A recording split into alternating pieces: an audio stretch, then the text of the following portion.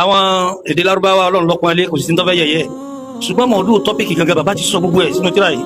òun làfà wá ti àwọn afá ti fẹnu kàyí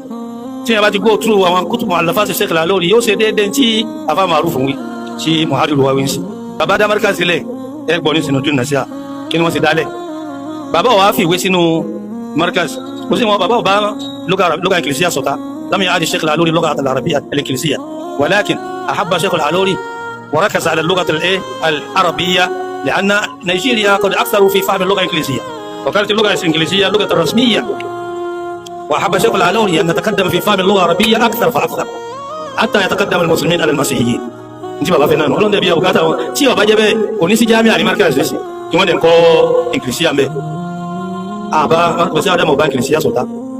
أما انت بس هذا مين كان نفهم اللغة العربية ده يا وفاء بيجي تجوي كلمة إسلام كإسلام ما بقى كلمة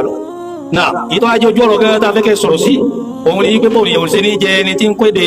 Lárúbáwá òun làfáà ti fẹ́ mọ̀ yìí. فالآن نود من كل من يلقي دلوه على هذا في هذا الموضوع وفي هذا البحر أن يتفكر وينظر إلى ما العلاج للدارس اللغة العربية في معيشته غدا.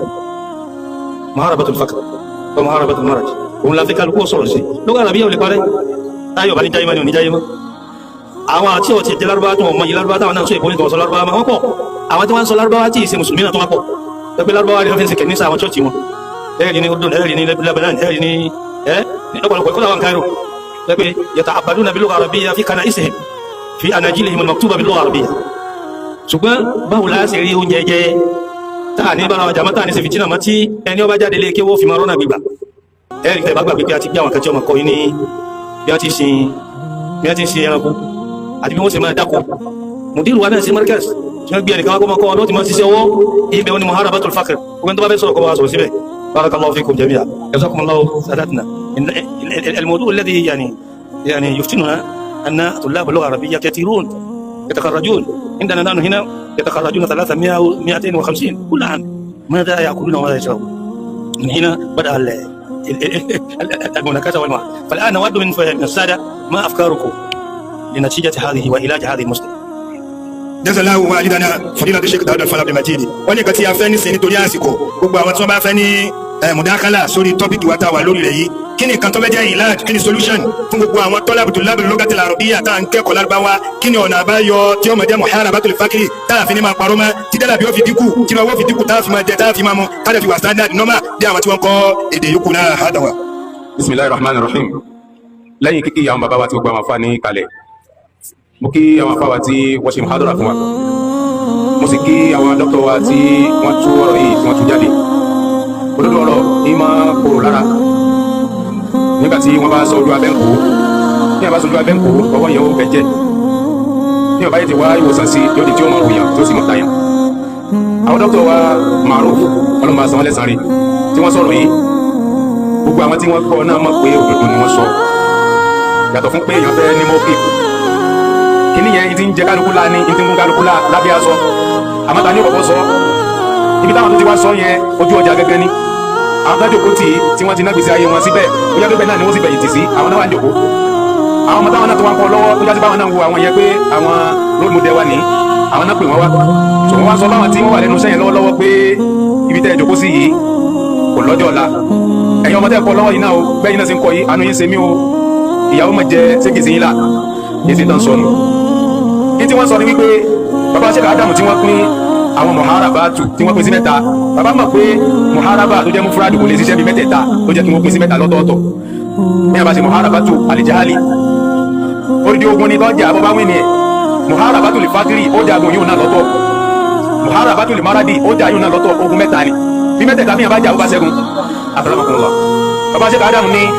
gbogbo ẹni tí ó bá lọ ayé tí ó lò dáadáa ó jà fáà ni kò jà fáà ni o ìta àkọ́kọ́ mójútó òun náà ní ká ja àyèmọ̀kan lógun rí pé tí wọ́n bá ń ka àwọn aláìmọ̀kan ò sínú wọn mọ́ kọ́rọ̀ yìí ó lè kọ́ ó lè kà ó lè sọ ó ti ja àyèmọ̀kan lógun ó ti win jíjà àyèmọ̀kan lógun tó win nìyẹn kò sọ ọ́ dọlọ́rọ̀ jíjà àyèmọ̀kan lógun kó o ti mọ̀ọ́kà yẹn kò ní kó o lọ́lá kó o dolówó kó o gbẹ̀jọ pátápátá àfi bó o bá lè utilize mímọ̀ yẹn ló fi ṣe muharabatu ẹlẹ́rìí yìí ti muharabatu al-faqr ó ja àìní àìríjẹ àìríná àìrílò ó ja yóò náà lógun lọ́tọ̀ àbí kéèyàn mọ̀nà bí wọ́n ti jà ẹlẹ́kẹta ni muharabatul marad báwo lèyàn ó ṣe ja àìsàn lógun téèyàn fi ní máa súnlẹ̀ ní gbogbo ìgbà bí wọ́n bá wá gbádùn bó ló ṣe tún wo ẹlòmíì náà sàn. arínú àwa tí a jáde tó ti jáde ṣáájú wa láàyè yìí tó jásí pípa tí wọ́n jáde tán wọ́n ṣẹ̀ṣẹ̀ lọ kọ́ bí wọ́n ṣe máa ń ṣe àgúnmu bí wọ́n ṣe máa ń ṣe àgbo bí wọ́n ṣe máa ń ṣe gbogbo ẹ̀ wọ́n lọ kọ́yún lọ́tọ̀ wọ́n ti mọ̀ ọ́ kà wọ́n sì mọ̀ ọ́ kọ́ wọ́n wá lọ kọ́yún ní tí wọ́n bá wá ń rí níbi ẹgbẹ́ ẹbẹ̀ hun wọ́n fi ń fìnánsì dáwà kó tó di pé alárànṣẹ́ mi nóde bàbá tí wọ́n wá bí ìlànà àwọn tí wọ́n kọ́kọ́ jáde tí wọ́n bá ṣe òzùgbòlòl wọ́n kọ́kọ́ fún ní sàádà tí wọ́n kọ́ jáde ní sọ̀lọ̀ lọ́dọ̀ bá ṣe òzùgbòlòl gbogbo bí wọ́n lè tọ́jú àlàáfíà iṣẹ́ tí wọ́n ń ṣe nu ọmọ tó tẹ̀lé wọn wá lánàá náà dókítà ni láyìn náà wà lóhun náà lọ ó lọ lé kéwọ́ sí ní jàmá sẹ́rí nítorí sọ fún alátàárọ̀ yìí pé èdè lárúbáwá ò ní iṣu kò ní problem àwọn tá a pé èdè lárúbáwá àwọn tá a pẹ́ ẹ̀sìn ọ̀dọ̀ wa ní iṣu wà ní tá a bá fi kún èdè lárúbáwá yẹn tí a fi rọ́nà lọ tá a fi rí jẹ tá a fi rí mu ìyẹn làkíyèsí tí wọ́n ń pè wá sí. látara báyìí èmi náà ti wá ń sọ̀rọ̀ yìí ẹ̀rí bí àwọn Sheikh wa Al-Khalili wọ́n ń fi wáṣẹ̀ example lẹ́ẹ̀kan nípa wípé kéèyàn kẹ́kọ̀ọ́ okú ní marhala kan ó tún bọ́ sí marhala mi ó tún bọ́ sí marhala mi lóòótọ́ láti sùúrù lójú ọ̀nà pé à ń kọ́ ọmọ lékéwú à ń ṣe gbogbo ẹ̀ àmọ́ àwọn kankan wà tí ó máa lé ọ wípé bùkátà kan wà tó gbọdọ̀ máa gbọ́ ibì kan wà tó yà ó níbi tó ń lọ àmọ́ ó yà bì kan láì ṣe pé ọ̀fẹ́ lọ yàyàkuyà títí tó fi wá débùté ibi tí ó ṣe kíni yóò ibi tó ń lọ èmi náà tí mo dúró wájú yìí nísìn èmi náà yà bì kan báyìí o wọ́n pè bì kan ní new life business kìí ṣe NEW kìí ṣe new life business a mójútó muharabatu lifakiri mbẹ a sì mójútó muharabatu alimara méjèèjì ni ó papọ̀ mbẹ bọ́ bá wádìí ń pẹ́ bọ́ bá mọ̀ ọjà òsì lógun ọjà àìsàn ọjà lógun ọ̀rọ̀ pásítọ̀ àti fẹ́ńsìkì òun kọ́ ni wọ́n ń dí pẹ̀lú o kódà gan àwọn Sheikh Àlí ni wọ́n patronize mi àwọn àbáwá nasibati wọ́n patronize mi ogun wá síbẹ̀ láti 50,000 naira 50,000 naira so olóòtú bẹ̀rẹ̀ aka 50,000 naira ni ogun òyìnbó wa ni bó bá ti ń lò ó ní nọ́mbà tẹ̀sán mọ́ so wá rí bọ́lọ̀ bá fi sóòkì sínú ìgbésí ayé rẹ̀ gan láti sábà bí ogun yìí ò ní bá wọn ní àti bẹ́ẹ̀ bẹ́ẹ̀ lọ now okay alimara lóhun nìkan àkàrà bí mo ṣe ń wí fún yìí àbáwọn aládodo àwọn náà ní èyí tí wọ́n tọ́ka wá sí àwọn náà yabẹ̀ àbáwọn olóyin yìí náà bẹ́ẹ̀ náà ni tẹ́sí mọ̀ pé àdìsí ànábì tá a bá ń wá káàkiri wọ́n sọ wípé òwe lẹ̀sìn ọ̀rọ̀ lẹ́sí òwe bówe bá sọnù òwe láfi wá bọ́rọ̀ bá sọnù òwe láfi wá àbí bádìsí bá sọnù àbáwọn olóyin láfi ṣe kíni láfi wá wọn ò wá fi mọ́bẹ̀rún náà mọ́bọ̀n blé wípé o ká kí ó tó sórí ibú o ọ̀nà tó gbà tó fi sórí rẹ̀ ìwọ lọ tó yàbẹ̀ o kò sí tó ṣe Al-Qur'an kò sí tó ṣe lóga àràbíyà. ọlọ́run kọjá àwọn dókítà ẹ̀dá kò nítorí àwọn tààlẹ̀ kọ́ọ̀tì tí ọ̀pọ̀ akọ́npọ̀lá bàbá ní gbogbo ẹ̀yin tí ẹ fẹ́ dá sí gbogbo àwọn ọmọ yìí pátá ni wọ́n tẹ́ tí wọ́n dẹ̀ ń gbọ́ dáadáa gbogbo àwọn ọmọ yìí wọ́n ń gbọ́rọ̀ tá à ń sọ yìí kí ni solution kí ni way out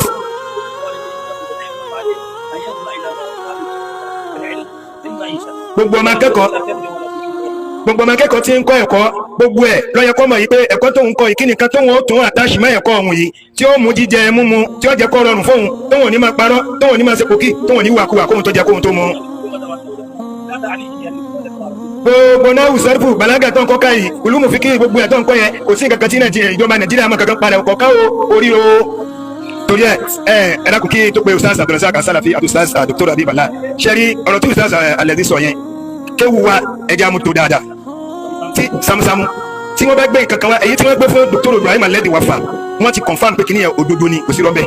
kò sí nǹkan tí wàá fi mà kéwu ẹ̀ tó ọba ti ké dáadáa tí làákàyè ti wise làákàyè ti fẹ́ ó ti mọ irọ́ ó ti mọ òdodo àmọ́ wọ́n tó ọba kéwu tí kéwu náà yí ẹ tó kàn kọ́ kíní kabakaba ó kàn gbé pàǹdà wọ́n gbélé ọlọ́wọ́ ni jáàmú tó kọ́ wa kéwu wa yẹn dáadáa òun gangan ni ìpìlẹ̀ ni wọ́n fi ń tì síwájú muharabatul jahali gbogbo nǹkan tó ọba ti lé tó ọba ti gbìyànjú láti ní mímọ̀ nípa rẹ̀ ẹ̀kọ́ bọ̀ fún wa púpọ̀ lọ́wọ́ kágbìyànjú ká mójútó Ustaz Abdulrasaq As-Salafi falyatafaddal mashkura ẹ̀ má bínú dọ́kítọ̀ ẹ̀dá láàrin ìṣẹ́jú kan àdàmọ́gbàgbé tí wàá bá sọ al-ilaj. Assalamu alaikum warahmatullahi wabarakatuh. lẹ́yìn tí mo kí àwọn bàbá tó àti àwọn afárá kí ẹlọ́njà rí wọn pẹ́ àwọn dókítọ̀ tí mo kọ sí báyìí dókítọ̀ márùn-ún ni tí gbogbo ẹ̀ tí wọ́n yíká lórí at-tasalluhu bil-lughati al-ingliziyya gbogbo ẹni tí yóò bá kéw ó gbọ́dọ̀ fi lugha ingliziyya ó gbọ́dọ̀ fi ṣe dà aláwọ̀kọ́ nínú anásìrì mi òun ni kayfa kanat tabi'atu lughati al-arabiyya fi buldan al-arabiyya àrí ìlàjùmẹ̀ ilẹ̀ lábára àti jáde ìdákẹ́ ń bẹ̀ bóò ní lábára ṣe rí ń bẹ̀ àtọ̀sí àwọn àkísàmù àrọ̀bíyà gbogbo àkísàmù tó kù bí àndàsíyà tíìp lárúbáwá ni wọ́n fi ń kọ́ àwọn tó wá jẹ́ lárúbáwá pé kí ni yóò lè pè mí wọ́n sápò ń bẹ̀ àwọn lọ sí Jamia Malikiya Jamia Mauritania ni wọ́n ti ṣe kí ni wọ́n ti skul ní ìtọ́ pé èyìnbó ni wọ́n fi ń kọ́ ń bẹ̀ láwọn ọmọ lágbáwá tó bá ṣe tán ní Jamia Islamiyya ní mọ́sá kò sí gbogbo ṣáádà tí o lè gbà fáìgbà bí afákọ́tì ló wà ń bẹ̀ ni wọ́n níbọ̀ ní lárúbáwá tó yẹ kí wọ́n ti ṣẹ́ríṣì lárúbáwá gangan wọ́n níbọ̀ wọ́n gbọ́dọ̀ ní skill acquisition tí o bá jẹ́ kí ṣáádà rẹ wà relevant o gbọ́dọ̀ acquire skill and the best skill you can acquire in this technological era is digital skills gbogbo wa pátápátá kọ̀mpútà yẹn jìlá wà báyìí àti sọ́dún mahadum ìdàdà ẹlòmíràn wà wálé kí ó tó bá ṣe kọ̀mpútà síwájú ní ìsìnkú ní ọ̀pọ̀ ìtẹ̀ tí a bá kàwé débi tí a kàwé dé tó bá débi tí wọ́n ti gbọ́ wọ́n bẹ̀rẹ̀ pẹ̀ṣọ́ nímọ̀ nípa Microsoft kí ló mọ̀ nípa anything tó bá ti ṣe nípa kọ̀mpútà tí o bá ti nímọ̀ nípa kò sí gidi gẹ́gẹ́ bá ṣe lè tó kò sáyé fún ẹlẹ́kẹ̀ẹ́ tí mo fẹ́ sọ bẹ́ẹ̀ ni afákọ̀ sọ pé náà ló hùmọ̀ tó nùzìlà fíìnà ìkra wà náà lànà kan gbogbo àwọn mùsùlùmí wáta ọ̀dọ̀ ní ìkra ẹ̀mọ́ ọ̀ka àmọ́ gbogbo àwọn atajá àti lágbára àyíká nígbà tí wọ́n list àwọn ìlú tí ìwé kíkà tó fún olóúnjẹ ń bẹ láti number 1 to 10 kò sí ìlú ìsìlámù bẹ kò sí ìlú lágbára bẹ látọ̀rọ̀ American tó fi dórí Japan China Turkey Tunisia kò sí ìlú lágbára bẹ ó wá ṣẹlẹ̀ láàrin wà ní ibà nínú mọ́sálà tí àfáàlẹ̀ ti jẹun ní káfà kọtíra kásìrà lọ́wọ́ ẹ̀ àmọ́ tá àfáà bá kọtíra àyè sábàrà ẹlòmíì náà ó ní hímà nípa lágbára Wọlé Ṣóyínká Kánù kò sóhun tó fi literature ní gbogbo ayé fi mọ́ àwa láwọn adib nínú fọ́nmù lóga àrọ̀bíyà tí wọ́n jù lójú Wọlé Ṣóyínká lọ kò sí èyí tí wọ́n fún wọn èyí tí ó jẹ́lé ẹlẹ́kẹ̀ẹ́ta ń bẹ̀ tí mo rí pé solution kábíyà wa fàṣàkù ti sọ wọ́n ní tó bá bẹ̀rẹ̀ lómi pé kí ló wá ṣe lè kí ó yóò ní mo wá mọ lọ́n èmi fẹ́ sọ sábẹ́ kí yàn dọ́lọ́ ọmọ ní kí ó ní kankan ní ẹ̀fín dọ́lọ́ ọmọ jẹ́ni tó wá lè kí ó lọ ohun tí mo fẹ́ sọ lọ́nà ẹlòmí ò wá lè kí ó àwọn àbí ẹlòmí pé kẹ́sìpù lè máa ìṣà tí yàn bá kí ó nìkan ó tó fún yàn ní ẹ̀ktísà lè máa ìṣà àwọn àbí rẹ̀ bóò ni tí yàn bá kí ó sanawi tá à ń ké ní Nàìjíríà iná ni wọ́n ké ní gbogbo ilé lágbára kódà kò sí yàtọ̀ ju pé kọ́ kí sí kìsìmù méjì kìsìmù adábí àti kìsìmù ilmi àwọn dókítà méjì jẹ́ fún example tí ó ní ìkànnì wọn ké wọ́n sọ wá jù yìí nínú gbogbo jìnnà òtí Asia rí ní lónìí o sálárì tí wọ́n ló pọ̀ jù dọ́là ni wọ́n fi sọ fún ọ ibi tí wọ́n fà pẹ̀lú ajáde àfà Asia yóò lóǹkà iṣẹ́ táwọn wá ṣe Nàìjíríà yìí iṣẹ́ tí wọ́n máa ń tó tí wọ́n máa ń dùn ní exam tí wọ́n ṣiṣẹ́ exam mẹ́ta ni kí wọ́n tó mú ọ àwọn olùkọ́ wa mọ tí wọ́n mú ọ kìsìmù méjì ni wọ́n mú kìsìmù lóga àrọ̀bíyà àti kìsìmù ṣẹ̀ríà èyí tí ó bá ti ṣe náà àti sẹ́wọ̀n méjì tí mo kà kalẹ̀ yìí iṣẹ́ tí wọ́n wá ṣe yìí kò sí fún àwọn afá tó wá ṣiṣẹ́ dákìlà Jamia sálárì wọn ó kéré kò táwọn tó wá sí Nàìjíríà tí wọ́n wá ṣiṣẹ́ yìí àwọn táwọn Nàìjíríà àwọn táwọn jẹ́ ọmọdé kéré náà ó ń bí owó fún wọn ó ń bí àwọn tiwọn náà èyí tí máa fi kólẹ̀ ní pé ní ọdún tó lọ àwọn pòfẹ́sọ̀ àwọn mahadu kan wà tí kọ́tọ̀ pè wọ́n tí wọ́n fún wọn ní járíza àtọwọ́ ìgbógun tó ń ṣe yìí ọlọ́sùn ní ẹ̀yìn màlú fásitì lọ́wọ́ àmàlàkún wàlmọ̀mìnú farasúlù wàlmọ̀mìnú ọ̀sàtúrọ̀dúnà ilẹ̀ alìmìlì gẹ́gẹ́ wọ ṣàádá fàyìmọ̀ bí okùn bí mọ́ kòtò tààrù tí ẹ̀ máa English dágbé lórí àrọ̀bí àìdánì tó bá ti ń ṣe lọ àwọn ẹmà òwúrọ̀ pé lágbé lágbàdá náà ṣe kẹmà rẹ̀ dókítà gbọ́dọ̀ fò lágbé Germany kan wọ́n ti kíní professor gbọ́dọ̀ Germany wọ́n ti fún wọn ní award àwọn àti jọ́sọ̀ jimba àmọ́lù àdàbí alásán ni wọ́n rí ni wọ́n fi invite wọn so èyí tí wọ́n jẹ́ lẹ́kẹ̀ẹ́ta ọ̀nà al-mushkilatu laysat fi lughati al-arabiyya ẹlẹ́kẹ̀ẹ́ ni al-mushkilatu laysat fi al-arabiyya bal fi talib wal madrasa aw al-jami'a wal mujtama' wal hukuma ká wọ́n sọ pé ìjọba tí a wà ní Nàìjíríà yìí ká ní wọ́n ní àṣìwá abadan ọ̀rọ̀ yẹn èyí tako bọ̀ ó jìnà sókò. Sálọ àbẹ̀rẹ̀ ìlẹ́yìn ọ̀dọ̀ kan sílẹ̀. Inshallah. Ala fil qadim bi Allah bi lakum.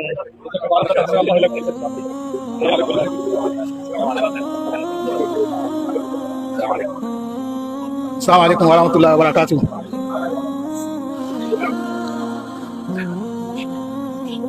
A dúpẹ́ fún Ọlọ́run a sì dúpẹ́ fún àwọn bàbá wa pẹ̀lú tọ́pìkì tọ́lọ́run tó ní kí ó jáde lénìí kọ́lọ́run kó jẹ́ kárí wọn pẹ́. Sẹ́rí tọ́pìkì tó wà ń ta yìí tá à ń sọ lénìí yìí yàtọ̀ pé pòfẹ́sọ̀ kan wọ́n sọ̀rọ̀ ń pa ẹ̀ tọ́pìkì tó yẹ kí artist ní fún nǹkan tó ṣẹlẹ̀ nínú àwùjọ lénìí gẹ́gẹ́ bí ọ̀rọ̀ tí àwọn bàbá wa sọ lẹ́ẹ̀kan pé ọ̀pọ̀lọpọ̀ yẹn ń jáde àmọ́ tí a fi kéwù sí àwọn adá sí jálàbí sẹ́rí lughatul arabiyya gẹ́gẹ́ bí àwọn bàbá wa ti sọ lẹ́ẹ̀kan pé lugha tí Ọlọ́run nífẹ̀ẹ́ sí ni torí pé alágbọ́lọ́ nífẹ̀ẹ́ sí ló fi sọ Al-Qur'ani kalẹ̀ àwọn bàbá jẹ́ yóò pé lóga tí ò ní tí ò ní tẹ́ tí ò ní parun ni tí ó sì máa ga sí lópin ìgbà tí ọ̀rọ̀ Ọlọ́run bá ń ga sí. ìyẹn jẹ́ àkọ́kọ́. ẹlẹ́ẹ̀kejì, tí a bá sin Ọlọ́run ní ẹ̀sìn tí ò ní máa dojúrú àfi ká kéwú tọ́lọ́run pọ̀ sọ pé fa'rifuni qabla an ta'buduni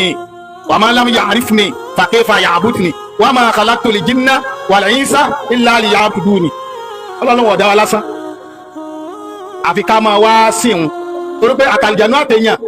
Ọlọ́run ní àwọn dá wa láti pé ká sí òun. ọ̀rọ̀ tá à ń sọ ń bí à ń sọ̀rọ̀ àwọn èèyàn fẹ́ máa fẹnu ẹ̀ tẹ́lu lágbáwá kì í sọ ìdí tàbí kọ́ lágbáwá. Ọlọ́run pa aláṣẹ pé ká kọ́ ká mọ̀ òun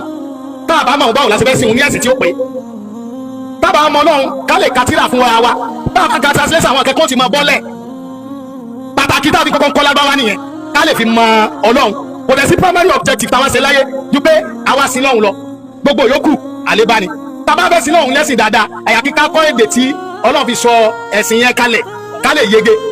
So mo fẹ́ gbogbo ọkọ̀ mọ̀ pé torí ìdí tá a pàtàkì ju tá a fi kọ́ lágbáwá nìyẹn torí pàtàkì táwa ṣe láyé òun náà ní kẹ́tọ́ wá sí lọ́hùn. Báwo la ṣe àwa ti kéwú báwo la ṣe wá fẹ́ lò ó kí ni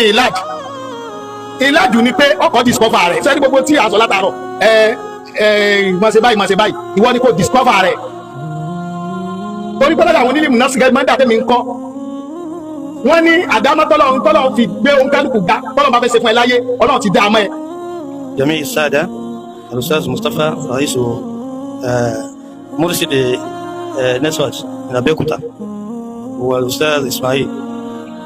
سنسلم مكبر الصوت للإخوة يتحدثون بالتعليق على الموضوع. لكن الحمد لله الذي جعل أستاذنا ومولانا العلولي صائب الرأي السليم والوعي العظيم نظر في مستقبل الإسلام في نيجيريا نظرا عميقة وتفكر فيه تفكرا يعني سديدة فيما يكون غدا للإسلام